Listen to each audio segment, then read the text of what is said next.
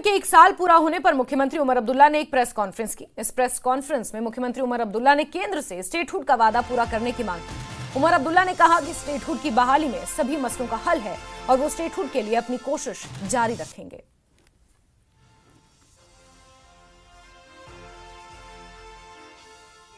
हमारे अपने लोगों के साथ किए हुए जो वादे हैं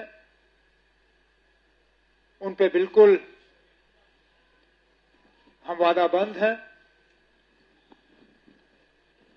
और जैसे मैं बार बार कहता हूं, जिन जिन मुद्दों पे हमने इलेक्शन लड़ा,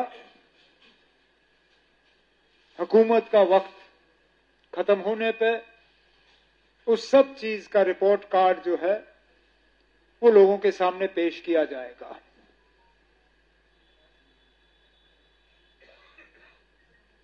यूटी के निजाम में काम करना एक अलग ही एक्सपीरियंस है।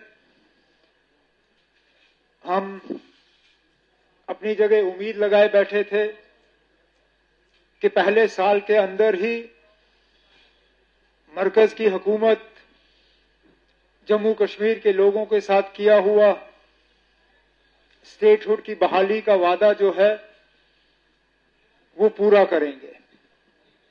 लेकिन चलिए, फिलहाल नहीं हुआ, लेकिन हम अपनी कोशिशों से पीछे नहीं हटेंगे। हम अभी भी मान के चलते हैं कि जम्मू कश्मीर के लगभग सारे मसलों का जो हल है वो स्टेटहुड की बहाली में है। मैं एक बार फिर गवर्नमेंट ऑफ इंडिया, वजीर आजम और उनकी तमाम टीम को ये कहना चाहूंगा यहां जम्मू के सरजमीन से कि जो वादा हम सबके साथ पार्लियामेंट में किया गया, जो सुप्रीम कोर्ट के सामने किया गया, उसको पूरा करिए और जम्मू कश्मीर में रियासत का दर्जा जो है उसको दोबारा बहाल करें। वहीं जम्मू स्थित नेशनल कॉन्फ्रेंस मुख्यालय में हुई प्रेस कॉन्फ्रेंस में मुख्यमंत्री उमर अब्दुल्ला ने कांग्रेस पर बड़ा बयान देते हुए कहा कि राज्यसभा चुनाव में चौथी सीट पर कांग्रेस के लिए जीत की गुंजाइश थी और अब उपचुनावों में नगरोटा सीट पर कांग्रेस से समझौते के लिए नेशनल कॉन्फ्रेंस तैयार है। राज्यसभा के इलेक्शन में 3-1 का फैसला हुआ और मैंने खुद कांग्रेस के जनरल सेक्रेटरी के साथ दिल्ली में मुलाकात की और मैंने उन्हें समझाया कि पहले 2 सीटों पे देने का सवाल ही पैदा नहीं होता और वैसे भी जीत की सबसे बेहतर गुंजाइश तब होगी अगर कि चौथे सीट पे कांग्रेस का उम्मीदवार हो, क्योंकि पीडीपी हमारे साथ नहीं है लेकिन इंडिया ब्लॉक में कांग्रेस के साथ जरूर है।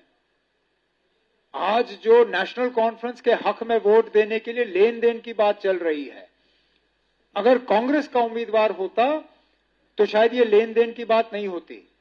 इंडिया ब्लॉक के हिस्सेदार होने के नाते शायद कांग्रेस ये उम्मीद करती कि उनका वोट जो है वो पीडीपी को जाता।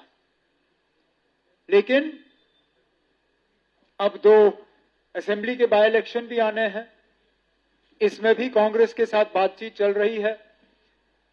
अगर कांग्रेस के पास नगरोटा के लिए एक बेहतरीन उम्मीदवार हो तो हम कांग्रेस के साथ नगरोटा पे भी समझौता करने के लिए तैयार हैं, हमें कोई एतराज नहीं होगा।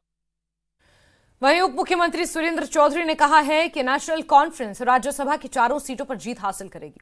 उन्होंने सज्जाद लोन को अपना सुर बदलने की सलाह भी दी। उप मुख्यमंत्री ने अनंतनाग के वानपोह में श्रमिक सराय सह कार्यालय परिसर का शिलान्यास किया।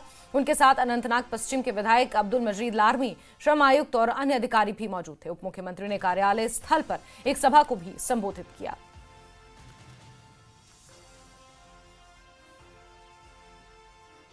मैं अमरजीत लालमी साहब की ये बहुत पुरानी डिमांड थी और ये लेबर सराय की ज़रूरत थी। एक अच्छा लेबर सराय जो 3.5 करोड़ रुपए का है, ये मैंने यहाँ नींव पत्थर रखा है और ये अगले जून तक ये कंप्लीट हो जाएगा।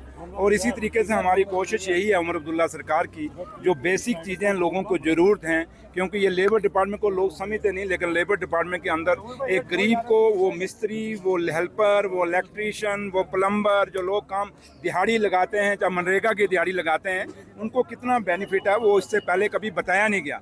लेकिन जब से मैं मिनिस्टर इंचार्ज इस मिनिस्ट्री का हुआ हूँ, मैं हमेशा अभी भी देखा आपने, मैंने स्टेज से इन लोगों को समझाया है और ये काम ALC का है, इनको समझाना चाहिए और आप लोग भी थोड़ा सा लोगों को बताया करें कि ये लेबर कार्ड बनाएं, इससे फ़ायदा होता है। और लेबर सराय बनाने का फ़ायदा ये है कि कल यहाँ लोग, उनको पता लगेगा ये दफ्तर है, यहाँ आके वो अपना फ़ायदा ले सकते हैं, अपने बेनिफिट ले सकते हैं, अपने लेबर कार्ड बना सकते हैं।